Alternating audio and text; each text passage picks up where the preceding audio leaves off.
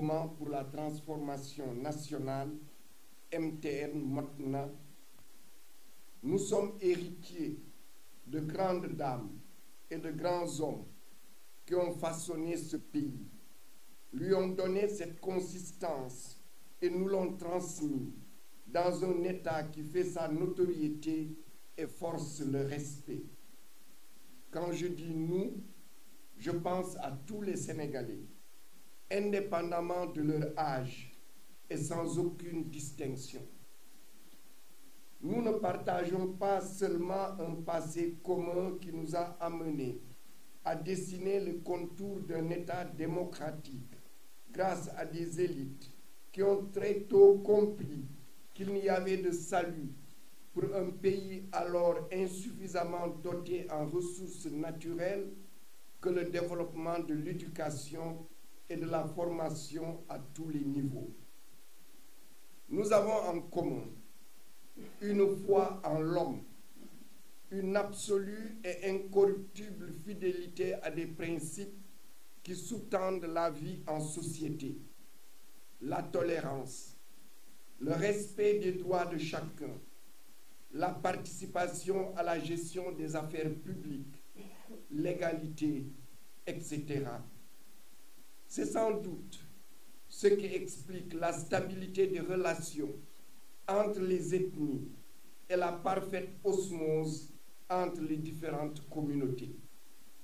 Il nous faut reconnaître que cette caractéristique forte est son apport au développement des grandes valeurs qui fondent la vie au sein de notre société.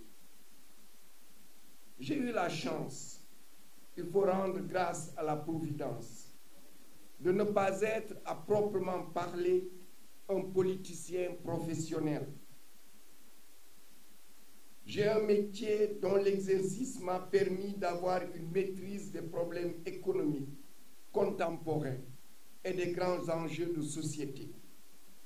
Bénéficiant de situations professionnelles stables et de perspectives internationales que rien à l'évidence ne semblait venir troubler, j'ai pris le risque d'un engagement politique, parfois déstabilisant.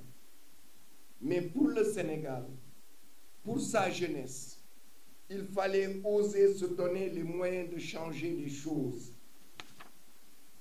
Je me suis engagé en politique car j'ai compris qu'en ne le faisant pas, c'est la politique qui va faire de moi et de mes enfants ce que probablement je ne souhaite pas. Il faut faire de la politique pour avoir de la prise sur son destin, celui des siens, en pensant le bien et à le faire aussi, toujours et tous les jours. Il faut faire de la politique pour convaincre les déçus des politiciens de nous conserver leur confiance, d'avoir foi en la politique et à sa capacité à porter des changements, à être porteuse de sens et d'espérance.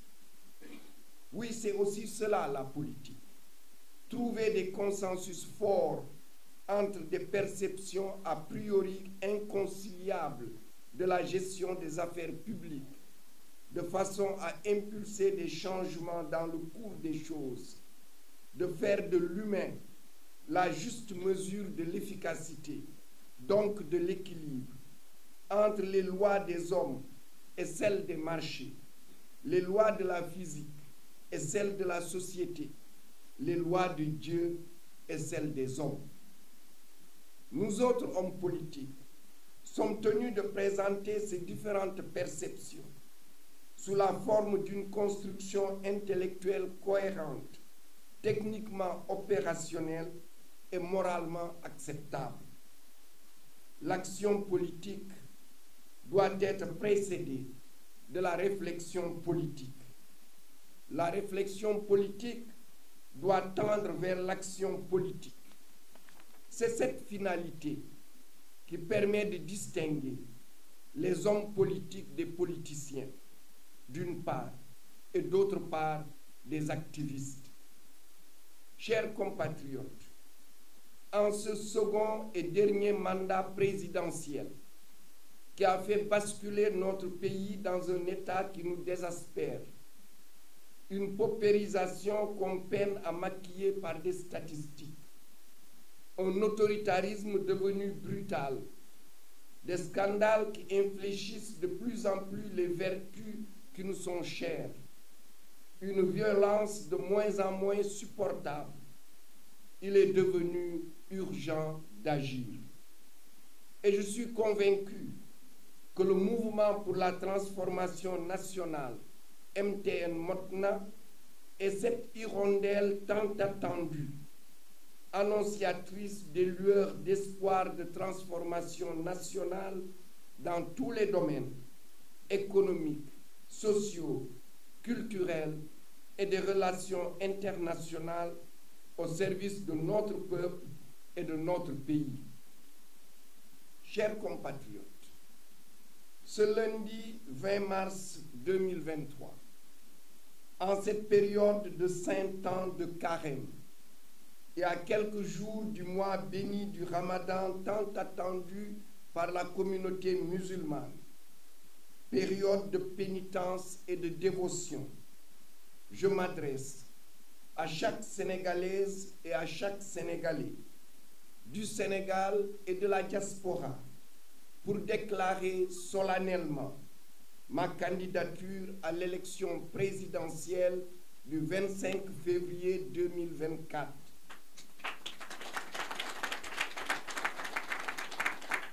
Pour un Sénégal qui soit le Sénégal de vérité, de prospérité, de ngor, de kersa, de fulla et de faïda.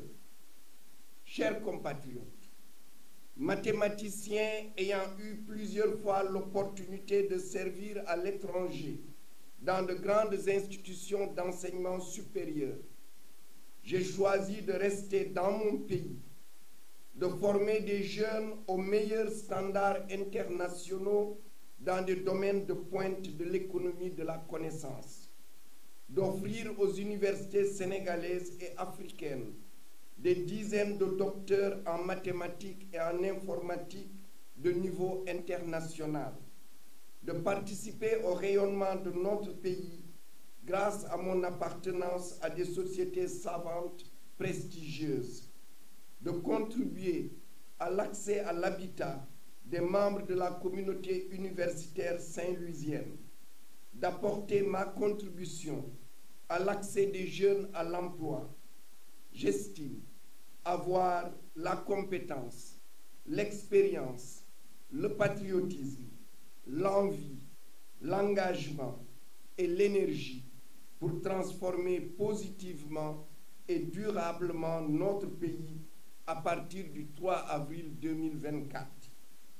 J'ai l'intime conviction que le meilleur futur pour le Sénégal se construira en rassemblant tous les Sénégalais, sans exception, musulmans, chrétiens et animistes, adultes et jeunes, ouvriers, techniciens, cadres, agents de l'administration publique et employés du secteur privé, artistes et sportifs, citadins et ruraux, artisans et commerçants, commerçantes et femmes de ménage, retraités et femmes au foyer, autour d'un programme transformateur pour un Sénégal aux relations sociales pacifiées, aux institutions dignes et respectées, dans un projet collectif et solidaire afin que renaisse la confiance en notre pays et l'espoir dans un futur meilleur.